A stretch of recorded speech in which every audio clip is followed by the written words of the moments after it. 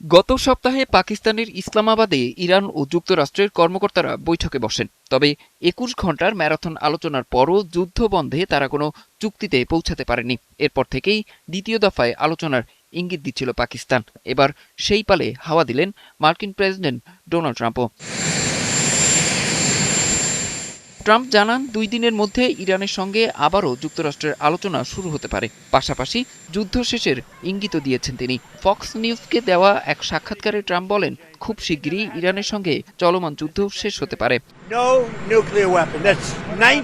যুক্তরাষ্ট্র ইরান আলোচনা আবার শুরু হওয়ার প্রবল সম্ভাবনা দেখছেন জাতিসংঘের মহাসচিব অ্যান্তোনিও গুতেরেসও। নিউ ইয়র্কে জাতিসংঘের সদর দপ্তরে সাংবাদিকদের কাছে এমন মন্তব্য করেন তিনি। পাশাপাশি মাঠ পর্যায়ের পরিস্থিতির উন্নয়নে ইসরায়েল ও লেবাননের মধ্যে চলমান আলোচনাকে অত্যন্ত গুরুত্বপূর্ণ বলেও মন্তব্য করেন জাতিসংঘ মহাসচিব।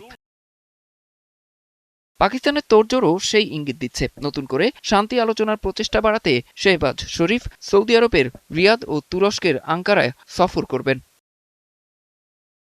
এদিকে যুক্তরাষ্ট্র ও ইরানের মধ্যকার দীর্ঘদিনের অবিশ্বাস রাতারাতি দূর হওয়ার নয় বলে মন্তব্য করেছেন মার্কিন ভাইস প্রেসিডেন্ট জেডি ভ্যান্স। তবে তেহরান একটি চুক্তিতে পৌঁছাতে আগ্রহী এবং বর্তমান পরিস্থিতি ইতিবাচক বলেও উল্লেখ করেন তিনি।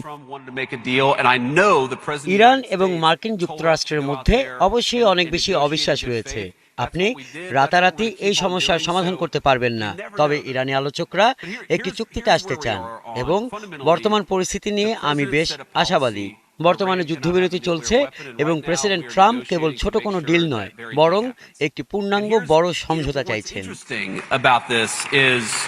গত ২৮শে ফেব্রুয়ারি ইরান ও ইসরায়েলে হামলা পাল্টা হামলার মধ্য দিয়ে শুরু হওয়া এই যুদ্ধ এরই মধ্যে হাজারো মানুষের প্রাণ কেড়েছে। বর্তমানে ২ সপ্তাহের একটি যুদ্ধবিরতি চললেও ইরানি বন্দরে মার্কিন অবরোধ নিয়ে উত্তেজনা কাটেনি এখনো। অরিসুল ইসলাম, ৭১।